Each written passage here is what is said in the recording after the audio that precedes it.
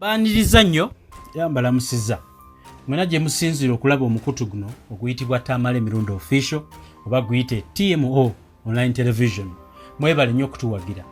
Ndowooza kansoke neeyanjula ennyinza obutafuna mukisa mulala olwaleero simanyi kyenguddeko naye kale yenze Kankaka Peter yenze producer wa Tamale Mirundi Official online television oba TMO online television ate nze gw'owulira eno nze presenter.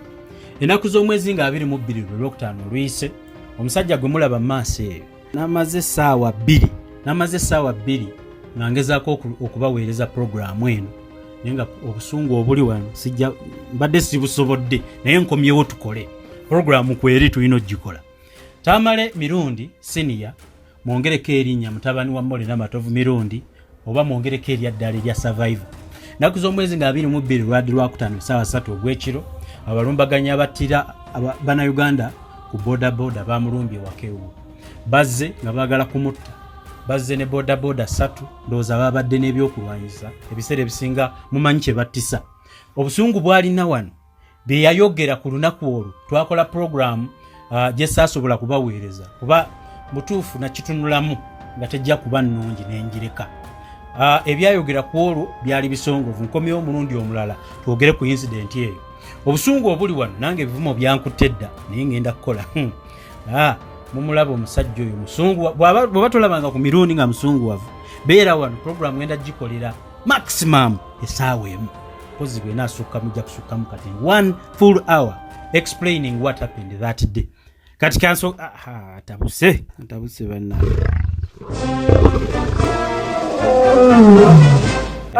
nedda omusajja oyo nte leka kumpa biragiro komambuzi oza njira nteekako akayimba abasirikale abakumba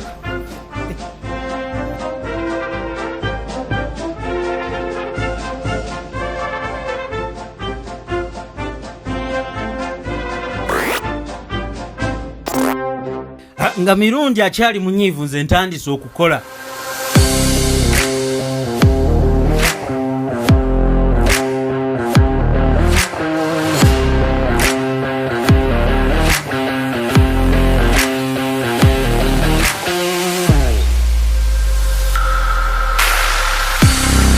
Ntandise okukola njagala okubategeezaako waliwo omusajja ayitibwa Agibiyinzika musajja asoma edduwa gy'asoma ku buli nsonga. Agibiyinzika enamba ey'essimu yeyo gy'olaba. Biyinzika nno musajja wanjawulo ayinamu ekyenjawulo. Edduwa yaŋŋamba eba ssaala oba emikisa egimuteebwako Mungu asobole okukuyamba mu bizibu eby'enjawulo.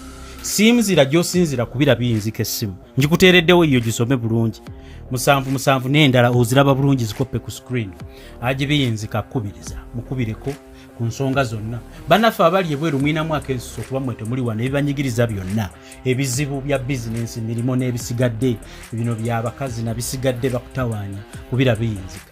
Ekirango kya Biyinzika mbabuulidde kyo nkikubye naye Biyinzika munoonyeeko njagala muwagire nnyo Agibiyinzika kuba nanga mpagidde okusobola okubeeza ebintu ebimu bye mugenda okulaba okutandika omwezi guno ogutandika ku TMO ampaaya ku mafuta n'entambula mu bintu byengenda okubalaga naye nabyo temubisubwa yoyo Agibiyinzika.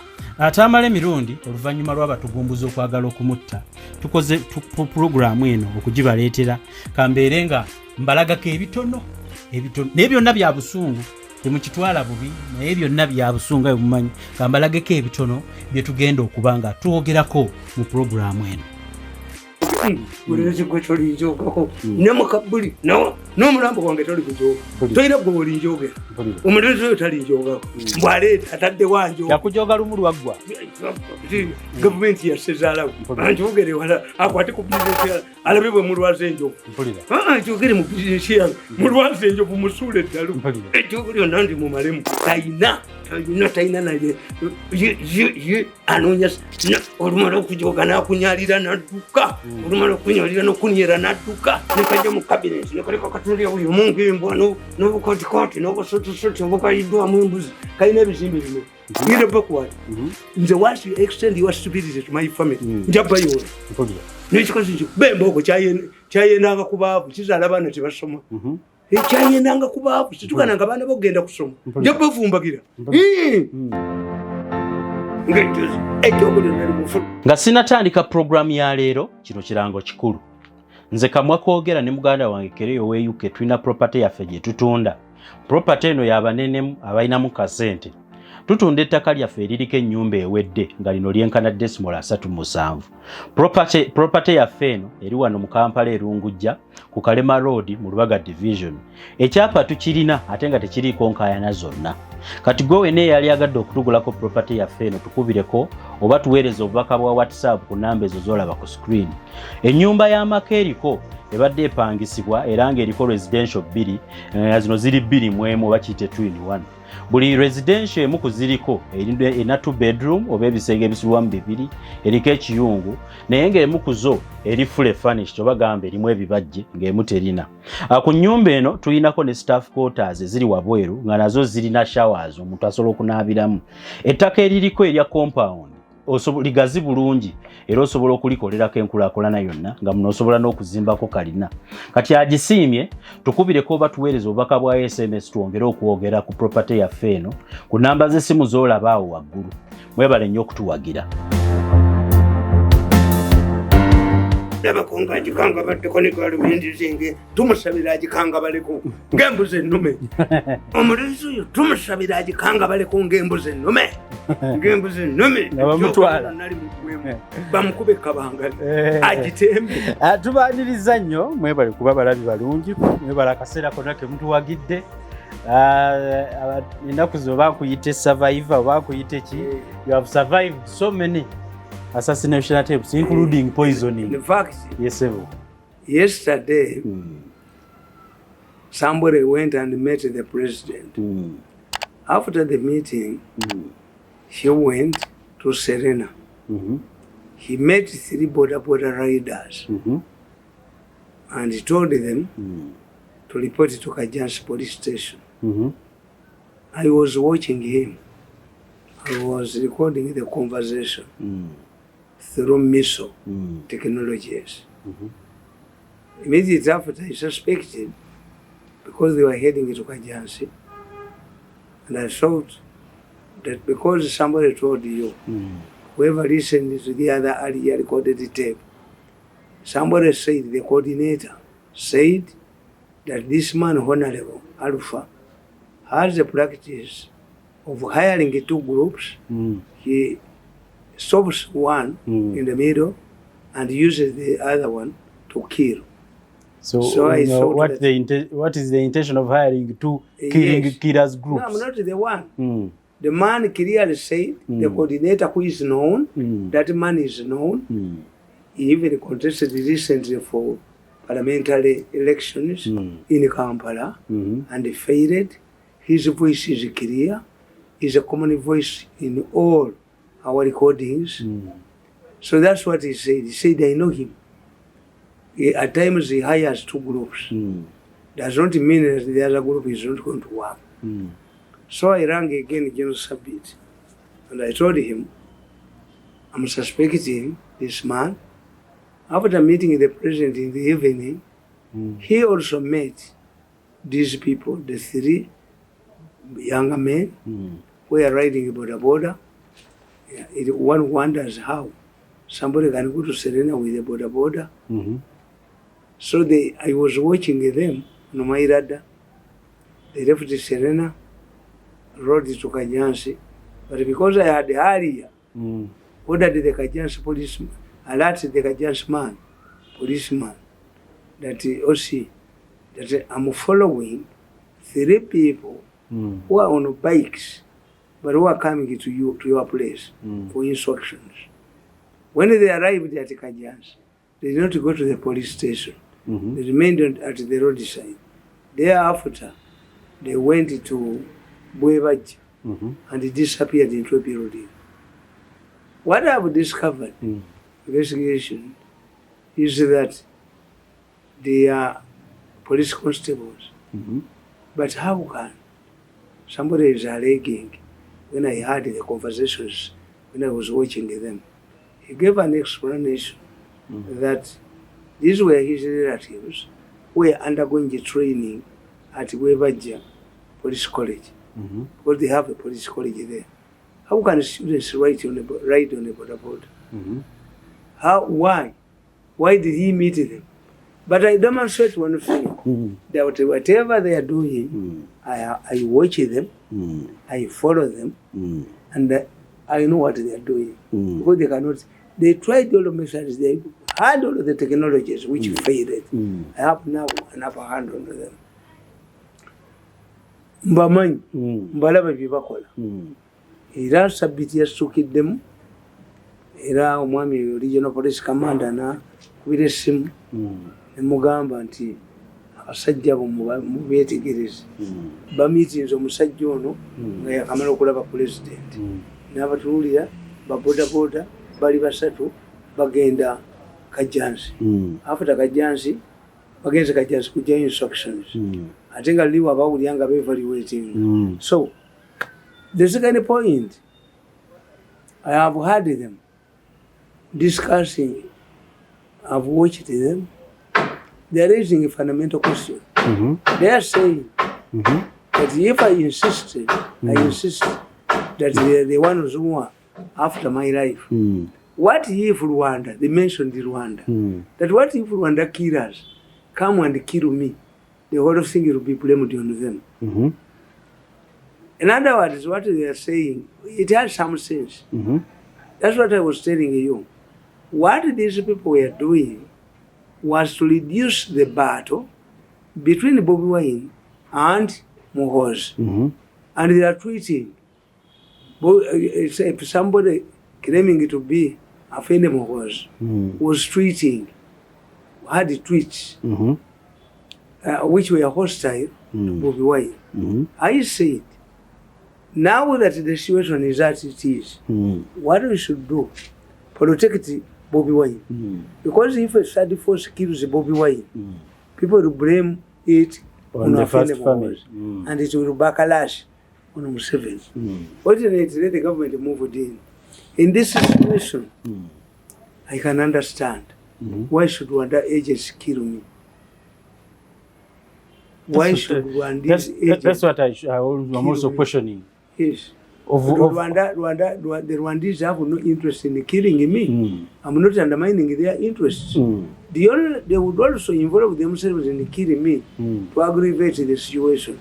But Rwanda has an efficient intelligence service. The Rwandese know that these people, it is a group. One of the members of this group had worked in Rwanda, worked in Rwanda, and they fell out. So why should they kill me to blame it on these people? Impossible. I am not yet Rwanda. I don't. You can't be a target of Rwanda. I don't think that Rwanda take Mwenda seriously. All these people, these young arrogant boys. So the fact that because they know I watch them, they said, if this man insists on us that we have to his life, what if Rwanda kills him and blames it on us? I don't see how Rwanda benefits in this. No, I'm not saying that. So that but is the just something of a third force killing him can arise. Ntibagamba nze bwemba kuba nendaga ensi yonna tibe baagala okunzita ate begensi ba Rwanda bwe banzita abantu bajja kulowooza nti bo be bakoze eki be bakuse naye ng'ate aba Rwanda baagadde creating trouble. Kakati abantu b'enkuba bamanyiddwa buno buvubuka obujoozi si Museveni si mutani nedda waliwo omujoozi oyo ajooga ennyo eyajja okuwasa eggwanga atajja kuwasa muwala. Yes. Ojo ye yalowooza stepping stone y'okufuuka president alina kuwasa ggwanga naffe atuwasizeemu yasooka kubanza n'aleetawo ddooni we ng'ate mukolere tekiribeerayo. My friend, younger man, we shall never work together. Joguli daddy joka kubakola ku kiraalo kyo abakola ku monteeri naye buli wali ssente yagitwala. Kakati I will not sing Rwanda. No. Bano bajoozi bujo akakundi k'obulenzi buno bwe bujooza abantu oyo omulenzi yajooza abantu yali everywhere. Era in fact I wrote in one of my books kanjireeza kati mbadde nkugamba nti ekizibu kye balina abo abaana nti UN has written to the president an official letter demanding government to surrender the wanted people involved in killing and extracting human organs for export. There are many countries, but Uganda, they are zeroing on 7 people. 7 people. And interestingly, that letter did not go through Ministry of Foreign Affairs. It went directly to the president. How? They brought it through who? SFC yes, or what? They are suspecting many people. Kakati bo, balo was anti-am the cause. No. Who started the battle? Wabogo. Wabogo thought that I was a simple man, removed me, nateka omukwano gwe, mbuza njoge, antwale kasasiro. Kano nekalowoza kano katabani kakajiji. Tikasobola okuntwala nalinja benyo ndo nkaso omutu. Mboka kano tumukundi nalagira kana akanagisi. Bukatwale bondi office million nalinja benyo ndo nkaso omutu. Nali maze okusadinga abaana abo lwabogo yajoga nnyo. And Lwaboko has president's ambitions. Nita jezifuna. Lwaboko nja musabira katonda buli lunaku ewaffe ngenda ewaffe mu nsozi musabira. Mulameko kabanga lingaji kanga baddeko ng'embuzi ennume. Tali kwatabwa president wano ng'abujja. Ajoka bwati. Nalyo kampita embwa yagaye embwa eva ewopise yatwala 5 billion. Nalyo kateekawo Don. Mbwate Don mukube mutte. Bajje tukole benkutte. Ndabakolera puzzle tezimeeyo tituliddamu. Nja kubeeraka mu mpale lesiri baddamu. Kano katagala. Katagala n'entwe yako n'entwe. Butagala babuli bubi. We can talk to mirundi. No. Siri yogera nammwe. I will never talk to you. I will never reconcile with you. You killed my political career. Never. Milioni 5 ziteke kwa zitwale waffe. Kusole ddala mulenzi gwe n'obujozi bwo. Mutegeere nti abantu tebajogebwa. That's what I want to tell you. My message is clear. I want to tell these arrogant boys that don't kakati mbanfunyeje. I've fought to you for the last 5 years, 7. If we agree, kati nze nakkiriza natomera. Nakkiriza najja mu government yamunyu ngenda mu state house omuli omukaaji oga abantu. Ekyo twakikkiriza. Bakatobo nabali bweru bani bali bweru. Bannakalima abajoga abantu. Twakkiriza twatomera. Kati obannatomera ate siza kolagana nammwe. Mwe siri kola nammwe. Mwe mbasabira kutemba nnyonyi. That's what they don't know. Nobody, you are wasting time. People have taken money from them. Baba bye bakoze batya. Never in life. Tetuliddamu. Mwenye emyaka 7. To deal with you for what? Naye buli lunaku mbasabira Katonda buli lunaku mbasabira Katonda buli musabira mulabeko ng'agikanga baddeko obanga adduse obanga agikanga baddeko ng'imwe. Olumu yagaa nti kamutte. Kill me. Olabe bwe bakudusa wano olabe bufakitole bwe bukwata omuliro. Kagane zimbagamba ti abaana Museveni bino byonna byabonaabona nabyo. Abo abaana be babireeta. The mistake Museveni made nkiwandiika wano nti money politics forces historicals nkugamba nti Museveni's mistakes the emergence of the mafia gang kana akatabu nakawandi nirwabugo ne bongerako bloody nemba gamba Museveni's matchbox akabiriti for us Baganda we talk about akabiriti nemba kanti akabiriti ka Museveni kasigadde mu butyo akamutabani we n'amaji byayina nemba kanti investment wali wayagala ennyo Lwabwogo afuuke president tajja kirabako Lwabwogo is the most hated member of the first family tajja kufuga ggwanga lino toyinza kumala kujoga abantu n'okwata eggwanga ne mmaje tebamwagala munawa agenda gye empapula mu bamutwogo bagwase talina waali. The best he can do is concentrate and take care of your fire, concentrate on your business, or buy a farm in Zimbabwe and relocate. Is hated. Abantu bonna mu Ministry of Education ludda wayo nabo na concentrating kwagala gwe yawasaayo gani agane nkugamba ayagala gwe yawasaayo gani eggwanga eddamba Museveni ajaguza naye namugamba nti Museveni mistake gye yakola nakugamba I have stressed that at when the NRA took over in 1996, today, Museveni found a country that was ready for peace. Uganda had not been in such a political situation than before. Museveni did not find any opposition from strong institutions like churches. In fact, when Katikiro Dani Mulika tried to create anti-Museveni sentiment using his position in the Buganda Kingdom in 2005, the Baganda overwhelmingly voted Museveni in 2006 back into power. The same thing happened when Dr. Kizza Besigye tried to use the same institutions. He failed. This is why what I tell Mbayo. Mbayo, what are you talking about? In 96, 201, 206, Besigye was using Mengo and the Catholic Church. At that time, the Catholic Church was not yet divided into 4 archdioceses. So, Mbayo doesn't know that these churches, the Mengo, has destroyed itself. If really it is true that the Catholic Church, that Mengo is involved, how come that Nabasa Sebo Guao, Senga Wanaba Gerikaya Gudemukaro? Hey, how do you explain this?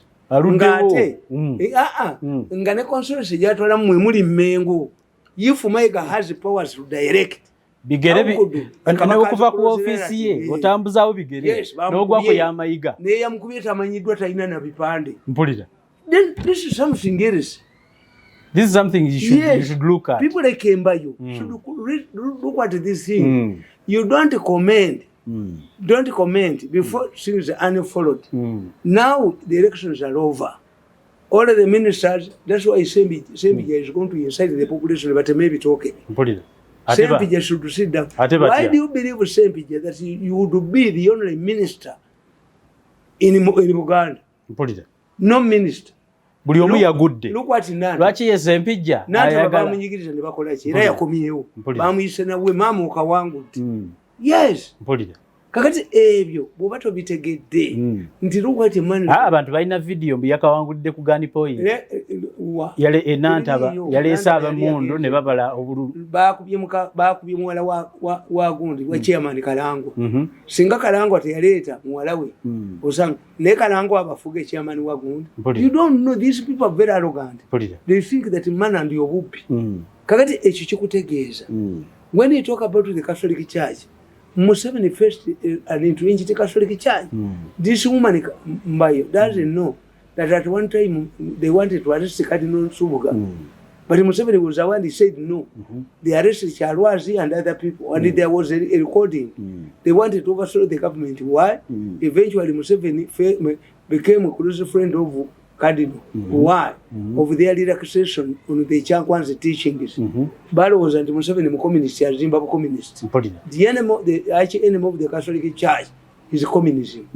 The Catholic Church really amaanyi nnyo. Kali nkugamba nti like past leaders, Museveni fears organized groups and prefers to deal with the individuals. This explains why he did not use this rare opportunity to protect the interests of NRA historicals.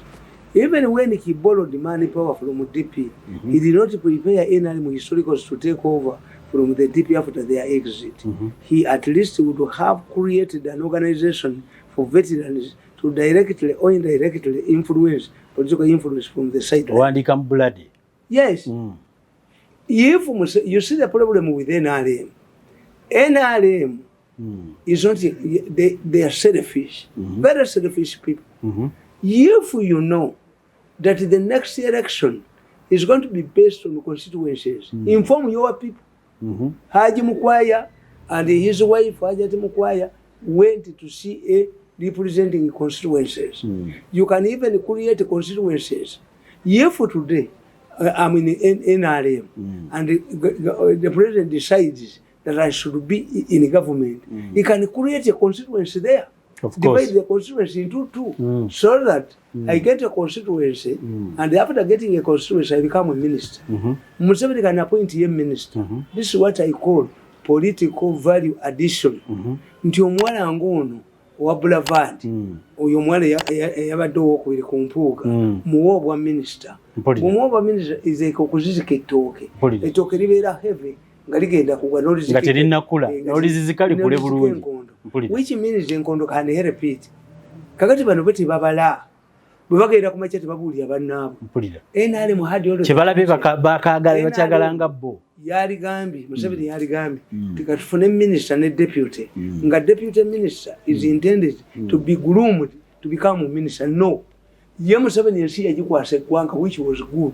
Nalowooza nti ajja kufunanga money power from people. Naye muzeeyi abo baba bangi baminisita olwedde tulina bangi bw'oteekawo ba deputy minister waligambye nti waba RDC babeere nga bali prepared to become ministers.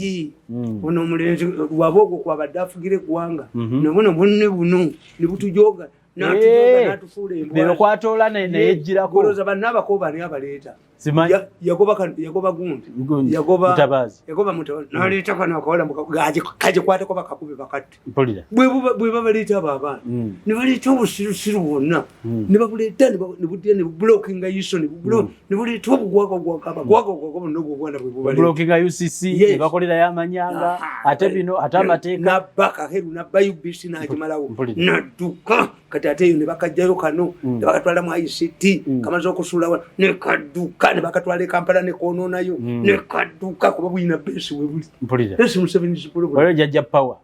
Yes, tebujja power okujoga abantu. But these are not leaders. These are crooks. I see. These are crooks.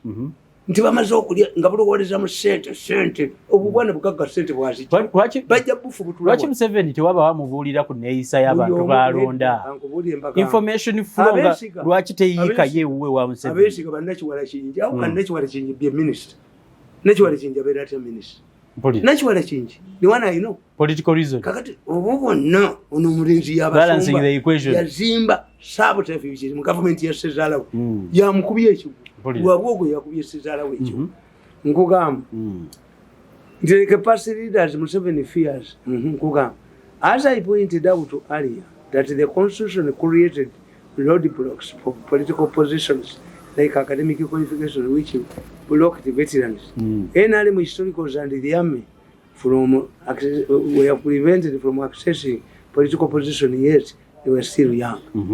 Tebagenda kusoma. Abali basomye bamanya mugeza bati nyefuza baani yabaleetako mu gavumenti. Naye omulenzi oyo okuva lwe yawasa muwala wa president omulenzi ajoza abantu. Abo bonna bambabazi baani bonna bwe yeekweka bwati ne yeekweka paka lwe yakubanza mubye kunkuba eno na future yange sina kyamwagalamu siridda yagamba navuma nazaalawe I will never enter state house until there is a new first lady. I see. Ate obono namuvuma ate nzeyo mukube talinda bayo nga ne bayikolayo I will never enter state house again. Njogala obujozi obwo mbubamalire mu ddala tetulina kye tubeeguyako waliyo bafumba bafu. What food do they cook there? Kitutwalayo tujogebwe kakati ekugamba the only organizations that were set up dealt with welfare of members like the Ruwero Veterans Association. I think this situation alarmed some of the NRA veterans especially those who were educated to provoke the president into battle. The original provocation was not negative, but to attract the president's attention, notifying him of how they have been pushed out. People like Amanya Mushika, people like Tinyefunza, people like Tumukundi. These were highly educated people. But the president used to bypass them and choose others. Fronted by who? Oyo omulenzi ajoza abantu. Lwabwoga ajoza abantu. Lunaku musabira Katonda. Naye muzeeyi Museveni yanonera future yange. No buntu eyo pusi ne kaleeta teepu. Siri basonyiwa. Museveni bw'alemezaawo abakadde nti muzeeyi talonda balala. Bw'alondayo abapya kugamba. This explains the formation of outfits like the Marwa group in early led by former IGIG. Ruzindana Museveni had gone to Ruzindana to Mozambique. These people started agitating because they were Saudi line. Omukwe yali amaze okuyingira waawo nga yaleeta abokwe ayinaamu wagirano sebo omuka ayinaamu wagira era buli kaseera maama naffe tulina bannazaala bafe naye munnange bwe mutujuuga mulowooza nti twabuuka mu biswa we not come from another hill. When you humiliate us you think that we came from ant hills. We are ants, white ants. I see. No. Kakati nkugamba nti ataba historicals ne bongera okuba omuggo omulala. Tebaba planningidde kuteekawo constituencies. Nti bwe tuba tugenda mu constituencies we sit down ne tugamba gwe mirundi mbabuulira mu nsi muno teri muntu atasobola kuwangula constituency ng'ogimuteereddewo. If it is planning olowooza Nankabirwa abadde tazitematema mu gerrymandering ne bateerawo bye baagala yagudde anti kyenkubuulira yagenze politics musobola okuteekawo constituency ne mutuula wansi nemugati gundi ajja kujja ne gundi nedda Nankabirwa ye bujozi bwe bwokka era bamukubye ne basanyuka Nankabirwa ne basanyuka. It's not planning. It's not party planning. No party planning. Chalakaya Christina yakubye ekigundi Nankabirwa kakati baba bali awo omulenzi ono ne bajja baleeta sente omulenzi ne banne ntwe ye pusi nakano katabale kakajiji nakano akanagisi bakasibye emyaka 25 kuri bamusibye emyaka 2 sabo wa emyaka 10 to protect alaba ku kanagisi wonna waali oba n'alaba ku kulubya n'akubira UN babanoonya ne babadde bakuba sitole eziprotecting abatulamu organism kanagisi yeekukumye kakati bafuna kanagisi okuba abantu batandika okubba sente nga balowooza sente zikola era ekyabakubiza ennyo sente Museveni yasiba kampuni 10 olwo omukayingirawo talina kintu kyataliimu lwagwogo talina kintu kyataliimu alinga Pawulo Muwanga alowooza mu sente alowooleza mu kujooga gwagobye wano balina Pawulo Muwanga w'omulembe guno Pawulo talina waatali obujozi lwabwogo talina waatali buli wamu ajooga ye obwongo bwe bumulowooza nti politics is money. No, money is a cosmetics. They help only beautiful ladies.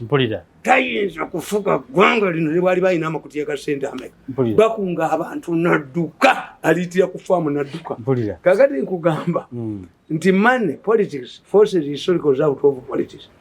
The introduction of the elections money in elections in a country where voters do not choose leaders basing on competence and manifestos, but who has money raises valid concerns. Unfortunately for the veterans, those who came from the bush, they had no money to bribe voters. So tumwebaze nakyo nikaja mu cabinet nikoleka katundia buli omuntu embwa n'obukotikoti n'obusotosoti obukayiddwamu embuzi kalina ebizimbe bimeka. Where did that young man get money? Nobody okabujoga abantu mama. We have all some others. Nobody ntwe pusi no nakatwa kamajoga ddewe kati obutwe ne bujoga abantu. These are very rich fellows. Bujoga pakale bwagwa kunze naye tujja kutunka kunsi mu kabuli ne muggulu alitutula mu kabuli ya munne yali bawangudde munne teriyo kuteesaganya ebyo balimba obwo bwana obwo. I have no problem with the old wing of them. Naye buno tujja kutunka ngende waffe mu nsozi ndi mulabako ngadduka helikopita bweri batemuguze bwe bali baleese helikopita bali ato ne bamuvumbakirira muddusa ejogo liri mu ggwamu ejogo eri mujogesa abantu liri mu ggwamu aliko mu kujoga abantu atutte naye bali mutta naye bali bano laba bu factory bonna obukwato mbwadduka nga takyabalaba nabbala kakati nkugamba nti introduction of money. This is when the veterans had not established contact with the economic shafts. Tebalina sente bazizinga bafudde bonako mukyala njo batalina sente. Many people abava mu nseko tebafuna sente naye ani azirya mu ggwanga lino muzeeyi tuwulira esente zifuluma esente zifuluma buli lunaku bajeti nnene nnyo abaalwana bo sheya yaabwe eriwa obalaba bujoga abantu ne muteno bujoga bannasali ne bujoga bakale bali kufundirizaako balifundirira kanagisi oyo yakubaba kulubya aliyita mu kinnya kya Messi kanagisi kati kekukumye ka kanagisi tekalina bwe kali nabwe baliko kwatu ne bakafundiriza oba kabaka alina amaanyi ayita kanagisi emmengo ku mukono gwa Buganda Baganda bamuvunjise oba kulubya alinyeyo bamuvunjise nga sente kulubya baba Muganda nnyo agere ku mukono gwa kabaka oba kabaka alina amaanyi ayita kanagisi emmengo n'obugalu bingi bwe bwati bamwasa omutwe kakubya Abaganda kabamazeewo kakati nkugamba nti anko nti hankugamba nti sente z'abagoba mu byobufuzi kakati sente bwe zibadde kuba neziriita lwabwo omukolo wabwe ogwo nkugamba wano ti Mene Museveni yakola ensobi yajjawo opposition ne Bobi Wine is opposition. Bobi Wine was created by the mafia gang. Abantu ekyo baagaana okikkiriza. But was captured by Americans. Kiki kyokka. Okay. Bagaba n'atereera. Nkugamba. Museveni destroys the opposition. Many leaders believe that having a vibrant opposition is dangerous. This is false. You can't believe that Milton Obote relied on Munansi, a DP publication for accurate news. While the UPSAT is on newspaper, the people public newspaper. But Obote yagamba Munansi tavaawo. Waliwo akapapulanga banonyoya kayole. Obote ke yasooka ng'okusoma ng'amanyi nti ebya Munansi bituufu. Bibeera bituufu. Naye ebya the people olupapula bitabisoma. Olwa UPC lwennyini. I'm helping government. This is why I'm telling you. You look at this scenario. Lwaki nsereka ayitamu. Mpulira. Lwaki ono musajja. Nga kuliko muganda wa Bobi Wine. Bobi Wine yen. Lwaki mbwatekamu. Lwaki gondi ayitamu ne bamuteekako ssente sekikuba. Mpulira. These are the voices of the population. Mpulira. Abantu be baagala. Ye muzeeyi. Lwaki nedda mirundi yagaana okujoogebwa omuko. Mirundi talijoogebwako lwabwe ogwo.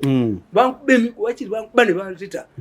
Ne bwalikola atya tetuliddiŋŋana. Yanjooga n'anfiiriza political career yange. Nange musabira Katonda mulabeko ng'ali kabangali. Ebbanja ly'omwenge liggwa na mwenge. Sikutegeera kana saagala ssente. Toyagalayo meeting mukkaanye. Katonda allamundageko nga gavumenti evudde mu buyinza. Tumulabeko ng'adduka ng'ali kabangali. Abasirikale baami. Kyesaba Katonda. Nengenda ne waffe mu nsozi. Nsaba mulabeko ng'ali kabangali yagikanga baddeko ng'embuzi ennume. Mu nsozi oba ogeze kkolayo. Ngenda mu nsozi ewaffe mu traditions. Mpulira. Naye simusaba ntegeera. Njagala kutegeera muzeeyi. Gundi. Nsaba Katonda mulabeko nga naye tali mu buyinza. Allah amutulageko nga maama wali naye nga tayina pawa. Mama. Galakyamukabira. Esemu tulageko nga galubindi zonna zimukankanye. Takyalina gw'ajooga. Tuleke tuzina amazina agatta omuntu. Endulu zivuge.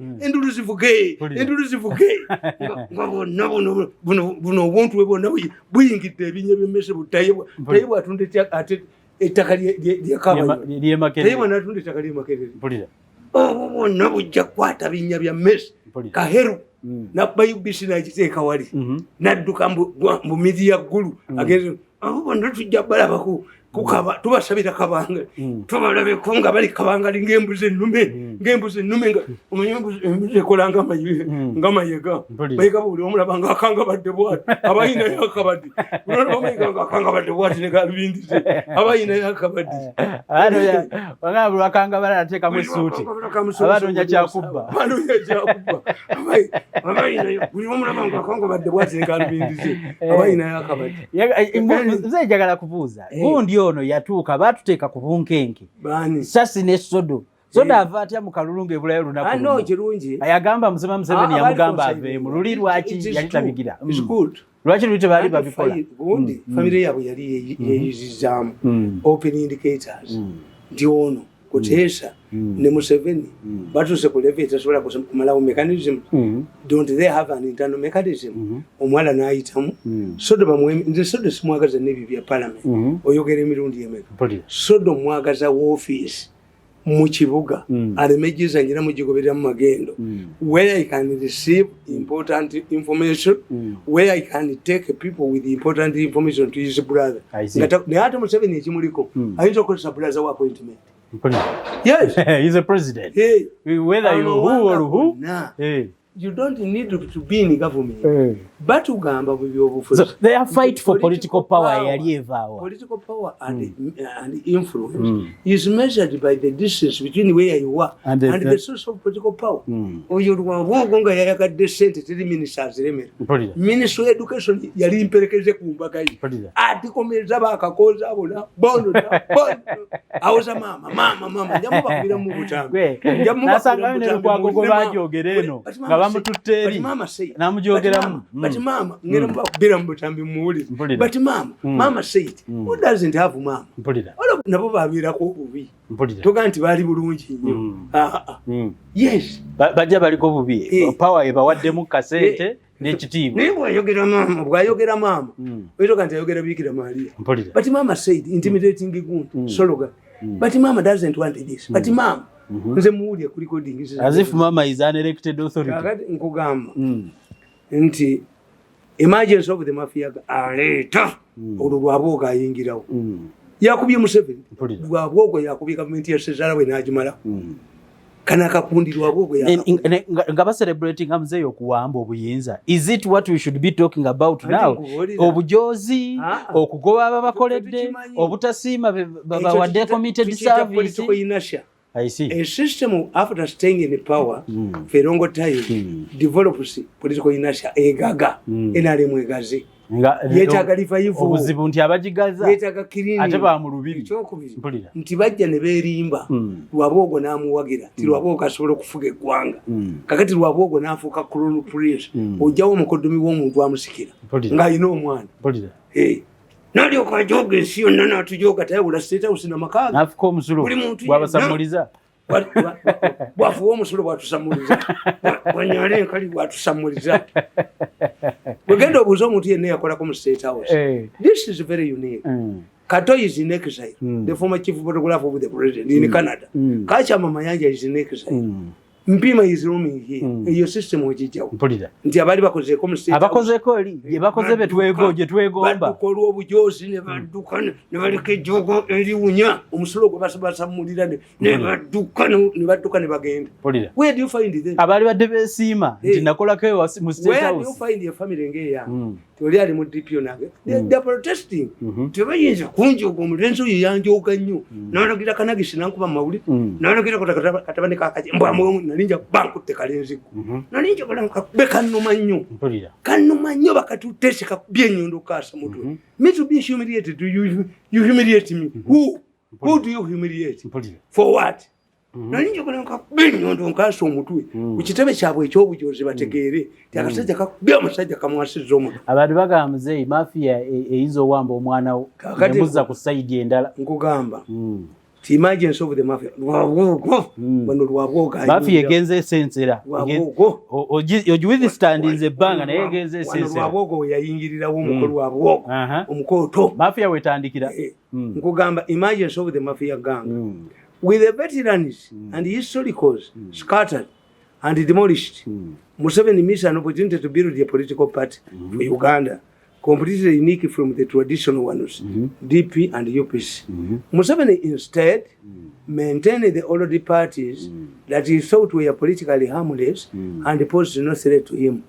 This led to the emergence of the mafia gang. I pointed out in one of my books that following the 2016 elections, a group of arrogant youths emerged, led by one of Museveni's in-laws.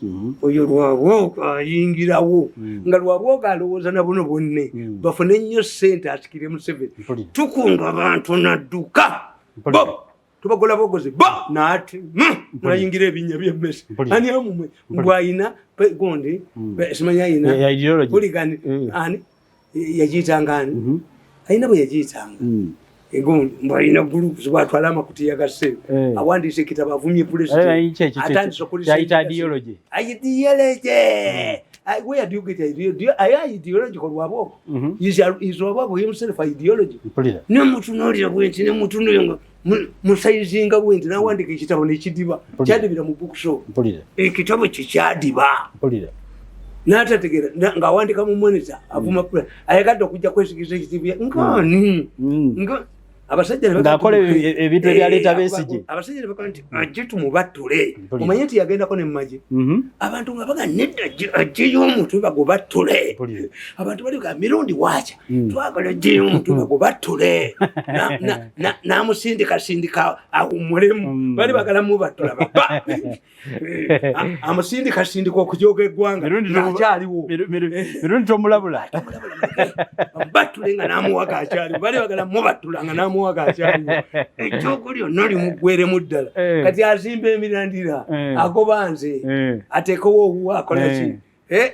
ateekawo papeti yamusindika okunnumba yamusindika wabi advice yamuwambi yamusindika okunnumba okunjoga yamusindika wabi I had him recently regulating said I want to apologize olukwakuba mujewo akulakwa naye akulo bwali badduka lidduka nakabina ke nakalima bwali badduka nakalima mbabuulira omanyi kye bategesa obbakolera kuba yola bombi akulo ne nakalima babasuule mu banalwa abasajja butabika nga babawadde enjaga babakubeeja sabbuuni oli okola bakulo ne nakalima ensengeri gye yabakyawamu mbabuulira abantu baga nakalima naakulo nga bakwatiddwa kubatwala mu balalwe butabika nga babawadde enjaga ne babasuulamu nakungezi akulo n'alyoka afuluma n'akabina ke nga kaweddewo bajonyeseza nnyo abantu kakati eyo gurupu ejja maafi yejja eya mutabani wa Kajiji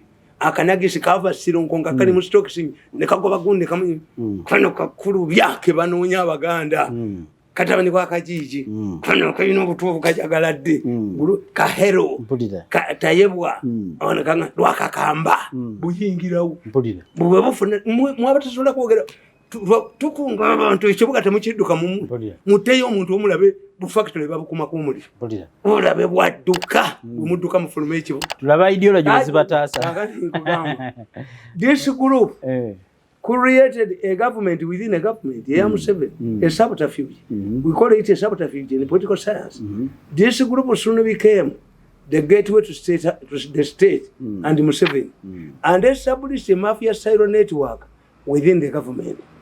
With their influence and proximity to Museveni, they have successfully taken over the entire government. The way this group conducts itself is very alarming. They go by the principle, you are either with us or with them. They also believe that they can use Nakalima's office to get Nakalima be tapes. I will tell you Nakalima.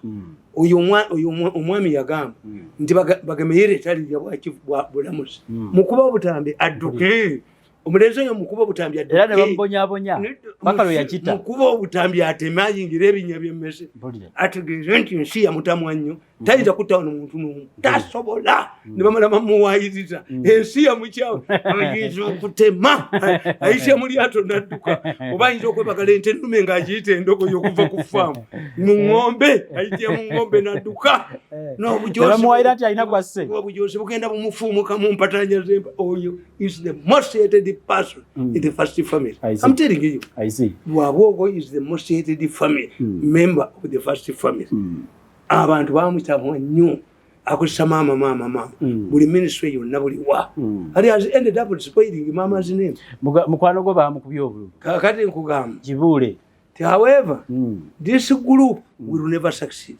Never going to group ya tumwevas mwenda oyo gundi lwabwongo bono kanagisi akakuba abantu leka bonona kakulubya tekaine kikabafunye olugongo gongolo kalinga enfudu eyimiridde nakale kakababa ne konona bujingo tolaba nti bujingo lwali okuva ku mukolo gwa afende mugozi je yasabira kamutandika nga bakalagidde mbu bujingo agenda kukolera mugozi wa president mugozi project watabo tulwabwongo project nikakuba abantu naye abaganda batereka akasajja kubajja kafunza bekali bakadduka ne katayitira Sulongo okudde Silongo kanagisi nakuba byandala namumalawo nakuba omusajja wa St. Lawrence disebo yewe yafuna accident abawala yabe bakangako nga bamutulako butuzi nga bafuna embuto nga bagenda oba kulu byaliyita wa oba kulubya ye oba alibulanga mu kiwezi oba kulubya bwe yebaka ajjukira olunaku luba akafunza ki lubali mufunza bwe bati nakikanga balako kabangalinga adafu abaganda tusonseka mizingonyo kulubya wakuttibwanga musezi muzingonyo kuba kulubya akubya abaganda kuba mugusonseka wa kulima tukukunamya tusonseka kulubya kunamya mizingonyo obya wakuno kanagisi yabuze ofudde bubi kanagisi okukwata Silongo aliyitira mu Arua bwakwata Jinja ne bamanya nti ono ye kanagisi ngata nasala damu kaine nagisi yako kagenda kajimala kataka kaine nagisi yako kajimala kataka kaine nagisi yako baba ganda kaine nagisi yako kajimala aba kanagisi bakabaka akawadde obwami kabaka yatukwatira yatukulira empale nedda kabaka obayina amaanyi akwata akasajja kano kachaleke mmengo ngwali omukolo gwa kabaka agalaba abaganda bwe bakavunjisa engesente kagendeyo kuba kasajja kalinyeyo bakavunjisa engese abaganda bakategeera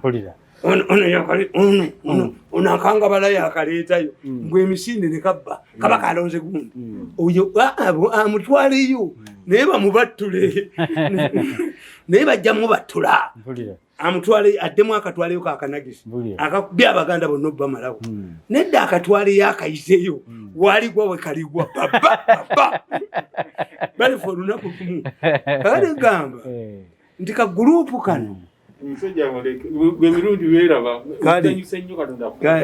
kakati akagundi kano kalowooza okusikira Museveni. It has a lot of money, it has the media, it has the bujuzi. Nti even today polokolama yanga joki neddoba oli musajja jakemba kubete ente sogera nammwe neno naye bagezako jihakinga day and night okujiropa day and night yogera bwogesi olabeka n'akawala bwe bakatwala emisini gikwate kuba bo omutwe ogwo bagwase no negotiation me cannot give them 50-50 tekiribeerayo njagala kubalaba kumbasabira kubalaba nga bagitemba njagala kubalaba bagitembe nze sikkiza muntu kunjoga nituddingana nkuba ebiraka mu mpale nja kuba ebiraka mu mpale nja kuddayo ewaffe nabagamba we can only meet in a mass grave we can meet in a prison cell we can only meet on a flight that cannot forward go otherwise we shall never sit in one room. We shall never shake hands in my life. And I don't believe for 7 years I have not come across these people physically. I avoid where they are. Even if you invite me, I don't attend the national function. What happens if you meet one of them? Baga nomunatira woman. Nenkwata kuntwe push. Yakwata tape najiteka. Singa Museveni yali ami. Ara nankwasa kuntwe push. Nankwasa kukulubya. Yankuba mawuli nti ndi mulalu. Alla ne kwata kulya bwenti ne munyuza obaka nagisi agumulamba mpoliza katabani kakajiji kakajiwona eki ka ba ne kaduka wali kana kayino butukana kaireje akakayino obutubuno kayineje kagenda ne bagama nakagandi ampisi tutogera ganye kakati tekene kakola nakalindira ku gate ya nakalindira kuri futi weyegulira kaba kajjayo omuntu nakasayentwe nanga be ifuti edeyo no murambo gwayo be kabicento omutwe ifuti edeyo no murambo gwayo nikaddayo agero fulubati nange nagendera ku madala nagende ku madala nganziro kaba kajjayo entwe nakajinyika ne kaddeyo wagulu nekafumuka emisinde kate mu lutema nze mbaze emyaka 7 sibalaba Museveni lwaki tabakwata mu n'abatabaganya alinga ye yabatabula kubanga bali balwana kubeera eri baddalingi to be a witness in a murder case. Mpitanga commando ne mulaga commando style nga nkutteko kamu. Are you serious? We shall never reconcile. They are wasting time. I hear them talking. Mwe wabwoko gulu never in life. Jaga kutegera mzee. Mweno na politiko kaliya yange yagwa. Buli lunaku musabira kubeera buli lunaku ne bungende waffe mu nsozi musabira mulabeko kabanga li ngajikanga baddeko ng'embuzi ennume njagala kutegeera mzee nange ndikola mu gavumenti etali ya Sezaalawo alla lituyamba ne tulaba ku gavumenti etali ya Sezaalawo tulikola mu eyo naye ne ya Sezaalawo mwajogera aba ngujja mukola mu twabadde tuli awo muzee kooti n'eragira abasajja bammwe baveeyo wa Bobi Wine era ne bavaayo owolereza Museveni n'ogamba bino ebintu tabimanyiiko ani adiployinga amagye gye batagalagidde kubeera bangambye ono omulenzi ayina omutwe gumulinga ekibbo doni ayogere muleeteyo omwaso ba mwaso omutwe omulenzi oyo ajoga nti doni ayogere naye muleete mwaso omutwe ba omutwe ngwase muleete mutte The president is not aware that Bobi Wine is, who is aware? If the president doesn't know where his opponent is, umuntu ayina 30% in a country. In an election. Umuntu ayina a group of people who are 38%. Nayo n'omutwe naye ayanukula abantu kuba yamuleeta njoge. Mulenzi kwe tulinjoga ko ne mukabuli tulinjoga n'emizimu gijja ko nenze ndowooza mu muze nkubali ko n'abaana n'emizimu gyaffe gijja kulwanagana mujja kulaba kabuli eziyuguma muzimu gwange kulumbiye zaabu ne mutaka tujja kulwana ate balabaziika mulimbo omwe bajja muzika kalisizo obulala muzike ekanungu eyange erumbiye yakulubya umuzimu gwange kulubya kwa kulubya mukabuli mulabe kabuli ezirwana ogwakanagisi bagane n'ogwange omuzimu oba kulubya ogwo gwe gunagenda muyoli oba jijja kuyitirayo wansi kabuli yakulubyanga eyugumba kabuli yakulubya omuzimu nemutaka tujja kulwaniramu nemutaka tujja kulwaniramu toyinza kunkuba nayo nona political career yange noga tulisenyewagana nemukabuli emizimu mukabuli teriko political career nizo kuba mwabisoje tewaliyo political position nemukabuli tujja kulwaniramu kakati nze gamba nti ekikulu kiri bwe kiti this government has no people who can speak. Why? They don't have a coordinating center. Mubeera ne coordinating center. You must access the president kyovola spokesperson w'amagye mu nsi yonna abeera general. Kyovola but public relations tulina public relations officer ne manager. Public relations manager alina okubeera ku board ku management.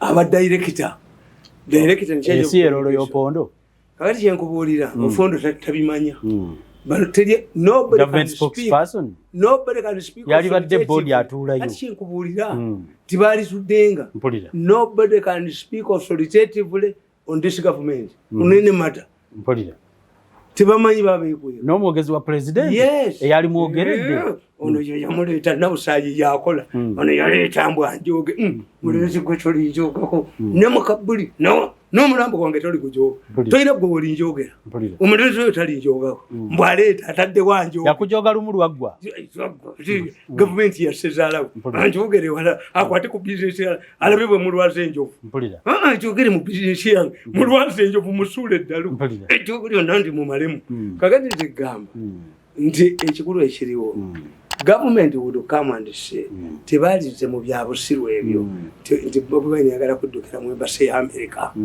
no baligambye there is a group that wants to assassinate Bobi Wine ate nga bakozesa amawulire kanagisi naye kati kanagisi ne bwako kulu byakuba bifu monitor yagwamu red paper bamusoma lwa hayina kati which credible newspaper do you use because Chita leaks leaking a story whether force or what when a story appears people a third force want to create chaos by assassinating the biggest opposition kakati story yo bwemala okufuluma nefuluma nga eyo ebyemaze tulina kyolete the population kakati kuba omaze okugamba according to newspaper reports there are people who want to Bobi Wine is in his house for his own safety ekyo tebakirina kati if you keep Bobi Wine in the house bo bali tebakimanyi nti you keep the inciting mood of his supporters. Of course. To save Bobi Wine from his house, muleta abantu bangi mu parliament. Kati kikolera ku wani. Ani ayina brain ye. Olujoka natuka, oyo bamuyita mugezi nnyo mu mawulire. Tayina na anonya olumala okujoga n'akunyalira n'adduka olumala okunyalira n'okunyera n'adduka ye sente n'atwala nenti planning ndi alina planning yoyo talina strategy obujozi teri wamuli ayinza kukola naye bonna yabajogajogadde n'abamalawo buli omu yemujoga kakati mulina okuyinokyuletinga abantu nti there is a possibility of assassinating Bobi Wine and blame it on the government. Neffe tulowooza muzeeyi Museveni yabibakozesa n'abawabya olw'ensonga takikoze ku ye yekka akikoze ku baabeesigye bwebayita ne bagaa nti temukkirizibwa nammwe ne mukkiriza nti poliisi ekkiriza kati mutubuulire government side yataddeyo defense ki Attorney General, which defense did he put there? In the court. In the court. What defense? Abantu babategeezi babadde babateerayo ki oyo gwe baleeta ate oyo Attorney General bya Luhanga bawasawa muno kano akanagisi oyo naye bwe bali mufungula bya Luhanga bali mufungula tajja kusigaza kajiiko munju ojja kumulaba ngadduka oyo teyajja kukola mateeka oyo musuubuzi is a businessman because you must sit down mu government mwene mubeeramu a kitchen cabinet n'ez'abazungu zonna about 3 ministers who sit and decide mbabazi kyemumwetaagira mbabazi byali tasobola bikola mbabazi would say we have our enemies who want to assassinate Bobi Wine and as a result government has taken cautious measures to protect Bobi Wine. Kakati ate mugenda mutya mu court. Naye ogenda mu court kitegeeza. Mubadde mu restrictions ki? Movement ze. Yes. Awatali kuliyirira, awatali kola ki? Awatali kola ki? Mwagala ko. Yes, what is your defense? I see. Mwewozaako mutya. Abagamba. Intelligence yabwe eri followed. Mfunyu. Ne mbaga nti nga ababaka ba parliament tutegedde bagenda kulwanira mu parliament bagenda kola ki kulwanira parliament kuba tubayingiramu you infiltrate these people netubayingiramu ne sayini zaaliwo nga bajja bambadde buno bajja bakozi batya owayiso nga bamuliso siba no sikatabaazi siba no bangundi bakandaku abamitali kandiho I'm talking about a security organization that is respected and organized. It talks worse kati ngoyo omusajja ono location eyatadde amaje mu Kampala if he comes naganti we have received credible information that Ali Shahab is planning to attack Uganda and the areas they have identified for attack is parliament, is the state council, is the JA before. People will believe. Kati we deploy at parliament. Kati we deploying ku parliament heavily. Naba bagenda kulwanira mu parliament bati. Okitegete chegwe bifo kyetukola. N'ababadde bajja okola chaos mu deploying area ng'aleeta akajagalalo tebamukwatanga gwe mwina gye muvunaana wabula Makerere University baajosha Kanagisi Kanagisi ajja kukwatibwa omanyi yakuba Kanagisi enkeera China pledges to rebuild eyo tawa gye baayokya Ivory Tower kugizaawo used to find out who are the culprits. And the culprits are known. What caused the fire? The culprits are known. One doja kumulaba Congo. Bamujimbye kabangali. Yayosha Makerere University. Ojamula bawanudde. Ngali ajikanga badde ko ngembuze nnume. Ngembuze nnume nga bamuyina. Wali amanyiddwa. Nti bali babuulirizayo ssente bagawa katujoki. Tukiringa documents.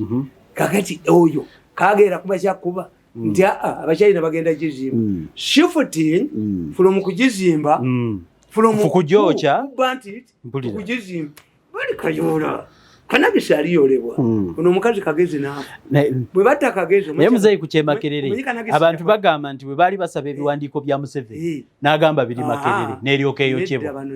That's what they are saying, that Bobi Wine nga asaba ebiwandiiko bya Makerere byali byataka ye Makerere Museveni tasoberangako Makerere Museveni yasomera Daisa muje yabitereka wa bano bali bagala ta uvuga bwe nkugambyo bwe bali buyola bwe emergency of the mafia ganga mukatabuko nga mukama wabwadduse yali dukira mu helicopter buno buligenda okutuuka kumacha nga bulaba obalala buyole butayibwa babuyole olaba bulwakakamba nga buyoddenga mukeni buli munga mukeni babuyoddenga mukeni Kanagisi era gondi we yafa Kagezi Kanagisi yagamba bwataddewo fund to raise money to educate Kagezi's children immediately.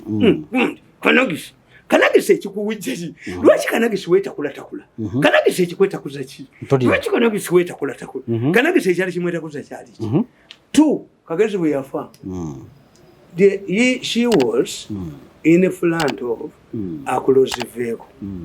When what was the reaction of Akolo's escorts when they had gunshots.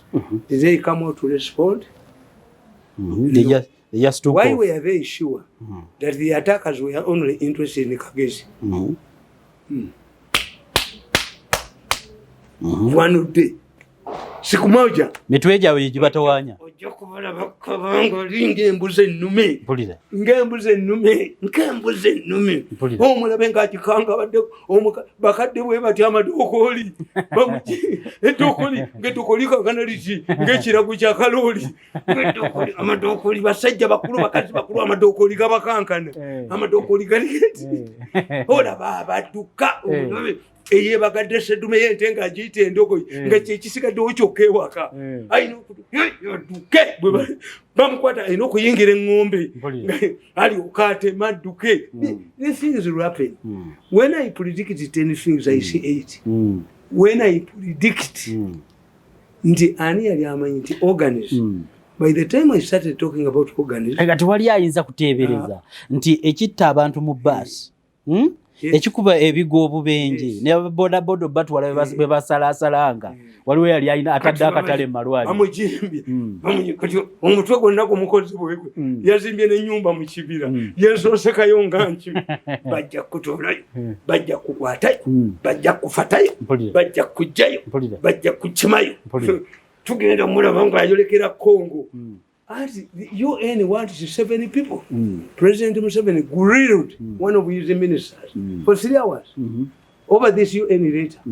I'm telling you, over this UN, his involvement, over his involvement in Oga, because the letter contains 7 names.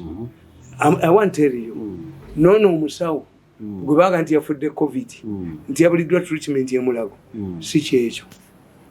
Mugenda kulaba badokita abeetuga, mugenda kulaba dokita adduka nga temukyamulaba adduka n'omuguwa nti Professor Kanyerezi yandikira list ey'abadokitazi ye kusseeyo ye kunoonyeza ebizinde naye eri wano aba UN bagitwala ojja kulaba badduka ojja kulaba basigazaako kopi ojja kulaba badokita abateeka ate makamba buulize ne abala boogera ti dokita gundi abadde mu ddwaliro ly'Egindi abadde akuulamu nga waliwo abaafiirwa waliwo omusajja w'amagye yaŋŋamba nti entambula n'emmundu yange naye okuva lwe nnawulira ebigambo ebyo nti bakuulamu abakazi ebintu ebyo nga n'owange yafa kati nze bwesanga kanagisi kiggwa bwesanga kulya kigwe bwesanga ono ntwe y'eppusi kiggwa bwesanga ono ntani wakayi kiggwa omusajja agamba w'amagye antambula n'emmundu ye yaŋŋamba nze okuva lwe wayogera ebintu ebyo naye nensanga kanagisi mu kkubo bwensanga kulya mu kkubo kiggwa kendi mukwatako kulubya bwe bali musanga wonna kiggwa kakati mwe mulinde bogere bagani dokita wegundi mwali dokita wegindi mwe ng'abakazi bafiirawo ojja kulaba amayumba ge ojja kulaba amalwaliro ge bokeza ojja kulaba abasawo abadduka agamu gatandika dde okudduka naye oweerugazi oyo yali alwalinga mukazi wange entwetwako namusuula eddalu. Oli serious? Yes. Genda babuuza abeewaabwe bakakitegeera kati nti nze namusuula eddalu nze namusuula eddalu bwe bankwata obulungi ndimulogolola ndiwonya naye taliddayo mu ddwaliro ndiwonya wajja neyeetonda bwakkiriza nti ajja kulumiriza abantu ndimuggyako eddalu ndimuwonya ate anakkiriza mulalu era kusooka ndimuggyako nakkiriza anze nsobola ekiteeka ku bbali kiri ekimukutte netumala okwogeramu kisinziira ku nteeseganya kiri kimuggyako temporarire enteeseganya bwe kizevide wabi bulenzi obwo singa mamange taliiwo nolinja okola akamu ku bulenzi obwo kikatimbe kakuba abaana baako amasasi n'omukazi ate kikaveeko naye okoze otya buzeeyi abantu bano obutaddamu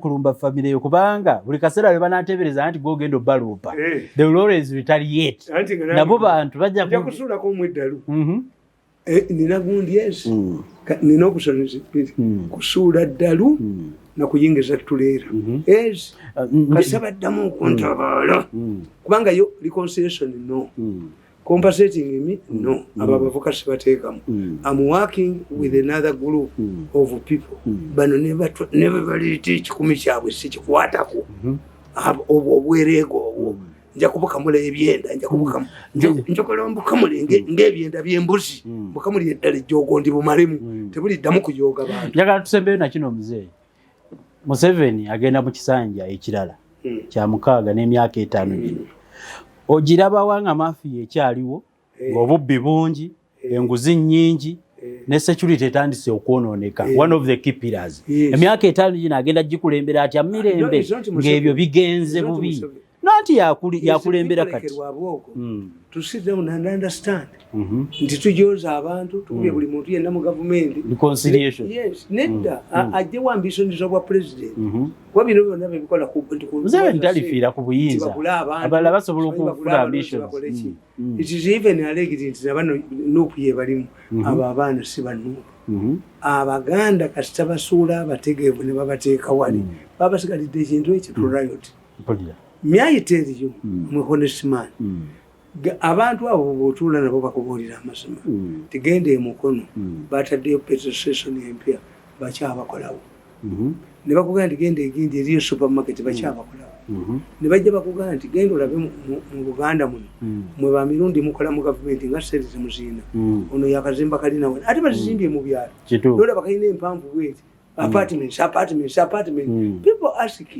nabagambye nti omuntu gwe babbako omuzigo fe abaganda bwe tugamba a woman who lost her cosmetics believes nti buli anyirira yabiyina where do you get all of this money mwabazimba ng'abalimu omubaavu ate bakeera kumakya kukola omumanyi oyo ate kula emitayimbwa bwedduka oyo wa mu revenue why when group these are dangerous people fe abaganda tetulina rivalrism omuganda talaga bugagga bwe kituufu omuganda talaga bugagga bwe omuganda wagula akantu akakugulira rivalrism empenkoni yes that's why people are bitter petrol stations gundi supermarkets bichi big shops monopolies in town nejokoze mukono nejokoze ruddawa naye nogiraga nti iyo ng'ate wali inamid of poverty land grabbing with nosanga nti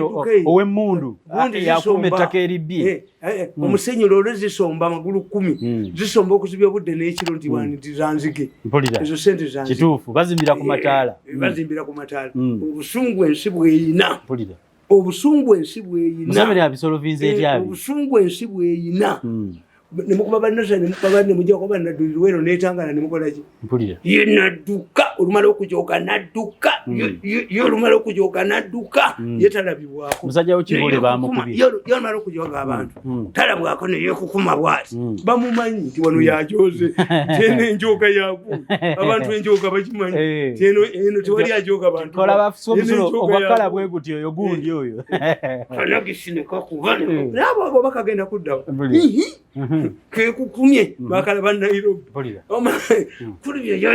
kulu byakyasunda olugongo bajja muyolera bamukaga naye kulu byeyataziikako kulu byeyatayabya ku nnyimbe ku buko ate ku bya bifaananyi bya mikolo bwe yatalabibwa ye muntu ki tayanjula taziika yetalabwa ne ku buko bamulinda talabwa bamulinda kumuvunjisa nga ssente kulu bamulinda kumuvunjisa nga ssente yes tulowooza muzeeyi gino emyaka gya Museveni ey'etaano gigenda kubeera mibi nnyo abantu bagaa gigenda kubeera mibi nnyo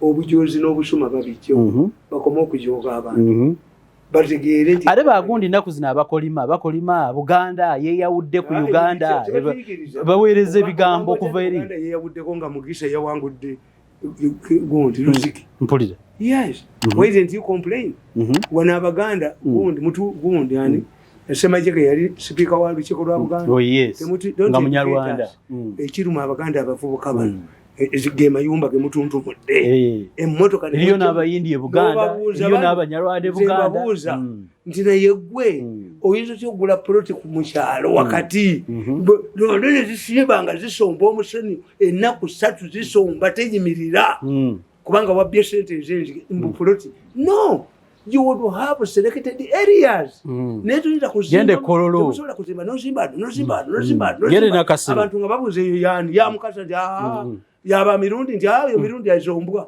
olumalo kugoba nadduka olumalo kugoba nze yali ba defenders nga olumalo kungoba nadduka n'olugira kanagisi n'appa nanyonona mbakubye nkabatera mu kampulira eyabalagira okunjoga yabatuma wabi tusembeyo ne sempi eyabalagira bulinzi mwe eyabalagira okunjoga yabatuma wabi kabatera mu kampulira tusembeyo ne sempi kabatera mu kampulira sempi n'indi bayisa mu bunyero mu nyuma mwana si mpulira nkabatera mu kampulira babije jogole namu bije jogo butagala mpulira tusembeyo muzeyi ne sempi ayagala kubala bululu kubuddamu yetakkiriza ku defeat.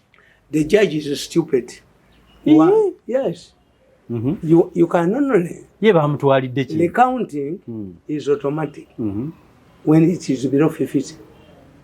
Oli agambye tuwansinzeeko obukansi w'ataano. Sempi jalowooza atya nti ye mu Buganda ye minisita yali wangu nga balaba bakubi. Yes. Sempi gye tewali ayinza kukkiriza bivudde mu kalulu yapakiddemu.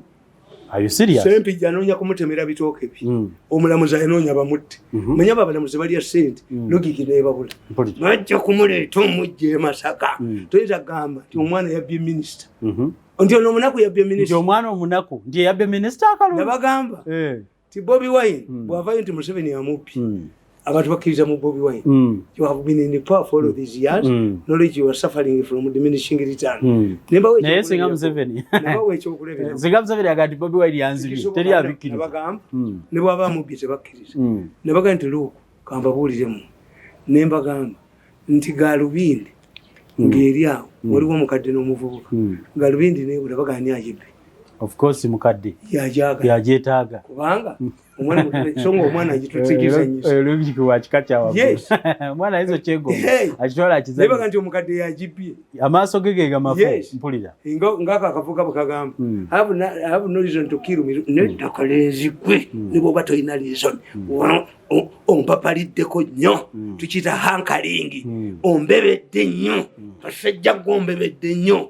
Nojjako pologulamu zange n'okola kino n'ettaka nkusasula otembe ennyonyi nedda gitembe olime kula na baana bo naawe tembe ennyonyi kalenzi gwe tembe ennyonyi ennyonyi gitembe ompitiriddeko nojjako pologulamu eno nojjako ow'amaanyi ennyo najja n'aleeta kanaka nedda gijjeeko naye agijjeko aliwaba ogajjeko emu abantu bategeere nti yagijjeko olabye emisinde olabe bamutwala bw'atambulira mu mmamba ategeere nti ensi eno yamukyawo ajjeko emu sempi gyatasobola kuwangula ne bwanaddayo yeetya kumutemera bitooke. First of all, why do you believe she was the only minister who can win when others have been followed? Yavumye Faaza yagambye Faaza yamuleetera okugwa sima Faaza yayimirira n'awanika akalulu n'agalagira abantu balonde bulala. Aganda tuga nti ow'empaka akunama ebiri. Ow'empaka akunama ebiri. Agende mu kooti. Sempi tajja kusigaza muti gwa mmwanyi tajja kusigaza bitooke. Abo abaana temubatabula bazina amazina gaabwe sempijja obwami tebuwozebwa. What if you win noga nti bakuwangula Museveni n'atakuwa bwa minisita you'll be humiliating you. Of course. Yes. Ne bokawangulira mu kooti. Omanya ekizibu ekiriwo Sempijja alina akakyala kaali kakwanoka ennyo kankubira n'essimu nnaku ezo ko kaawangudde kabadde kamukuba kakakyala kayiseemu kati Sempijja sente zijja muggwako ye alowooza nti kali ke kamukubye ebintu by'ensi bw'otakkiriza nze singa bano tebadda mu kanogisi kulubya kunkuba myezi ena ne badda mu kujjako pologulamu zange nayemba bye ate tukyagenda teriwe out ne bwe bananzita tujja nze nkyabula ku mwaka ogw'omunaana tetuli mu mukaaga omwaka ogw'omunaana oli tabira kanagisi ngadduka kanagisi talibeera kulubya tajja kubeera wano tetwakola n'emyaka mukaaga linda ogw'omunaana olabe kanagisi bwadduka olabe kanagisi n'empapula baziwe waliwo omuzeeyi kyotera okugamba ogamba omuntu nti tungakoze waavubye Sempijja batungeko gundi yakkiriza Ameria yakkiriza lagamba omuyimbi yamukubye. Allow these people allow these people mukazi wange wa DP yagaana okuyingira Nuupu naye kye baamukoze n'ebifaane bye baabyokeza ng'olaba hatred empitirivu ennyo buyayeyaaki waliwo ekikazi tekyasomesa baana baaki ngenda bakwata nze once you extend your stupidity to my family njabayoola n'ekikazi nkyo bembooko kyayendanga ku baavu kizaala baana tebasoma kyayendanga ku baavu kitugananga baana bokugenda kusoma nja bavumbagira n'ekikazi nakyo nkigobe ku kyalo once you attack my family abo bagezako okutta mukazi wawe sebakubye bamalawo batuuse ku UN kutemba ennyenyi ente bamusitadamu batemba ne balwana kiro 10 tekyayina empale zonna asike ekyokoli yonna ndi mufulumiza mumpatanya z'empale munaku fulumiza obujozi mumpatanya z'empale tugenda kumaliriza programu yaffe eno ekyoko ndi bafulumiza mumpatanya z'empale mumpatanya mpulira tubulayo emyaka enanga tulwana tujja kubagana yagala tumalirize programu yaffe ey'olunaku olwaleero okubudde sironko aliyita mwalu kulubya oba alibeera mulumbe oba alibeera naye kasita aligenda kulubya bali muvunjisanga se nako mukubakuba emyaka 5 gino buzeeyi abantu bapredictinga tebibe birungi eri Buganda ebigambo ebisongo bitunulidde nnyo Buganda. The most dangerous period in our country is going to be in 2024. I can predict. I've written 2024, the title of my book. Things are going to be worse if we don't use this period to harmonize, to reconcile. Nti muve ku nnyanja, muve ku nnyama y'abantu, muve ku limba nti Faludon, muve ku kalantiini, muve ku enserira kisinde. I see. Buli omwana onyese. Ejjoogo. Abalirina balikakkaye okuzimba amayumba agadduka emisinde mu byalo mpulira mugende muzimbe mu bibuga naye abantu bonna ne bategeera nti omusajja ennaku 2 zonna loole zisomba musenyu teguze zizikira ekizimbe kidduka speed ng'omuntu talina kyakulya oyo yaani you are inciting the population to riot. I see. Nabaga nti if a drunkard woman sweeps herself naked before drunkard men, she is raped.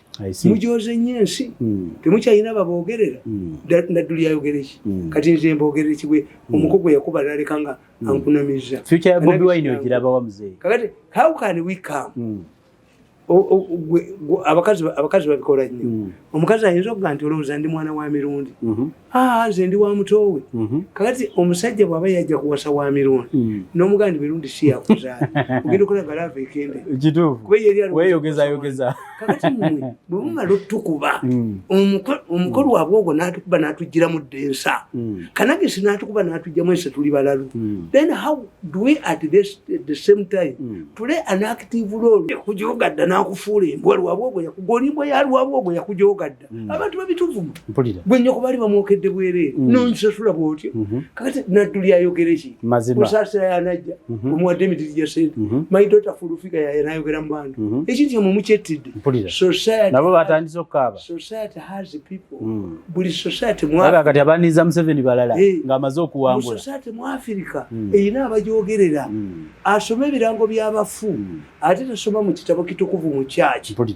akulembera abagenda okwogereza ate tasobola kusula kita kyamwenge society y'Abaganda eyina people they respect nti nkuwa omwana wange ozze naani nefulufiga kusaasira yaba obalaba wa muzeeyi mu myaka 5 gino obalaba wa kusaasira muvuma nti ezo nkonwa ukulu ono gundi omukubi w'ebikonde Nyakaana n'obakuba ku Banyakaana mu Kampala ebyo byonna oyo omwana yabikola afune we banaalira mudomba ze nze nzingo gwotolinkozesa munyiro wali nanyini buyinza wali nendyoka ntema nze talindabako kasamfunye wali Saabajozi wali nga ntema nze talindabako buli bwemulengera nti wali nga ntema naye bw'oba olina obukyayi ku muntu onyiriza otya omuntu awo wali awo mpita wano obujozi buwunya awo wali awo either ayiseewo oba wali nga ntema nziruka tetuyinza kubeera mu kifo kimu nsebayo buzeeyi kubuuza gundi future ya Bobi Wine anyenyeza okuva ku grassroots future ye mu myaka 4-5 osobola okukola prediction is to control his party ngatali mu parliament. I already said Timbuga Nambozi na bara kubunyanga ko kibinda tulize bute kibunyanga bwe bajja bwe badde bakola bwe bayise yonna tuli mu parliament tebamu defiance batubona badakuzo kakati Bobi Wine okuva lwabadde mu nyumba Nambozi yalinyeyo kumulaba sako walabe Segona agendayo yawedde Segona yagenze ku bwaloya ngaloya ebibe nabatu batwala enkoko wa Bobi Wine bakyazitwalayo byawedde kati Bobi Wine yawedde bebagamba okutwala era omuntu alire emmere tebalabika ate president bo mutunulyanga akugambye nti nze tewali ansomesa reconciliation omwana wa Amini ye deputy wa Yesu kati katabaza kakanyeko era katabaza ayina okubeerawo ne mutategeera nti omwana wa Amini abafunye obulumwesi nayo era katabazi era bano bajozi nolaba obujozi obwekukunala kuba katabazi ayina okubeerawo katabazi kubanga bagende babbe beyambisa katabazi okubba abantu katabazi ye deputy katabazi reconciliation ya Museveni bujula omutwe obujozi ne bubajula emitwe nga buli wamu wonna busuma na bujozi n'ekyo ne kibalema okutegeera reconciliation ya Museveni bwe tugitunuulira kali munnikayo tulina amagye kali munnikayo goyogerako tulina amagye bakuba tulina amagye gateway to your knickers gateway to koboko tulina amagye golina gwe kali munnikazo bamukuba akalulu teyadda era buzeeya reconciliation za Museveni abantu bazirabikira bw'abaana reconcilinga naawe amala kusuula n'akuwaayo buno mu peripheral jobs ne bona okwata Nambozi n'omuwa minister bali abaana kyebabalya kyebakugambye nti ne petition y'emukono bwe baba giguddewo abakolawo sibe emukono artist bwejja amazima manager aza ayina gyavudde abaana abaseegera awo tebafunyeeko yadde 10 kati zagenda mu kyalo bagamba ndikasolo twagala tumulabeko nga tayinaki escort nakyo big issue kakati nawulidde abagamba temukazi wange avuga emmotoka kati nze yasoma gwe nawe soma nganze ekyo njikuwe kakati nawulira obusirusiru bwennyini obuwumbatuutu nti gundi zaabo temuli tufaanagana mukazi wavuga benzi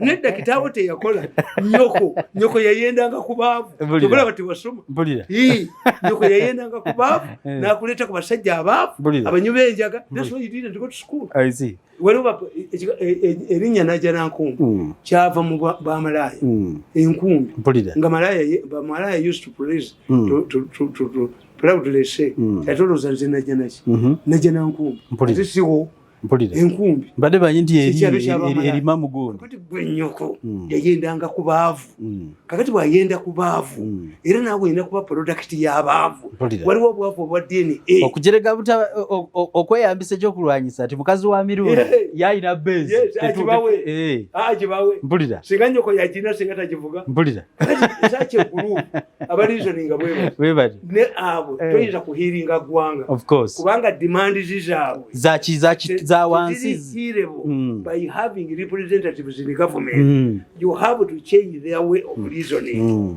nesi kukyusa mpulira nti odire gundi ekyokubiri ntembeewu maybe because for me aloga but if Amelia Kyambadde becomes a minister n'abanga ayogera mu parliament obwo obuvuka obuyaayo bujja kuyimiranga bugambe Mr. Speaker sao Madam Speaker is speaking as who the MP4 Mawokota South is here ngambera mwebi analoga nti maneleke mi situkubaganiramu onjalekera mu parliament tukubagana nga tufulumye kati ekyo by'omutwe gwange ngumanyi sibibeeramu tolinyayo sibeerayo ebyo Katonda nabyesonyiwa nfuzi mu gavumenti obukulembeze buzeeyi tulaga bwabweremesa walibeerawo gavumenti obukulembeze tobwagala nedda walibeerawo gavumenti endala etaliimu ono ajooga abantu osanga tuligikoleramu naye ono mwali ajooga abantu ng'alina ne katiimu ke akajooga abantu era bw'ogikoleramu oli omanya ajja kujooga ye talabwa bw'ati nalikajooga eno nalyogojooga najooga mpulira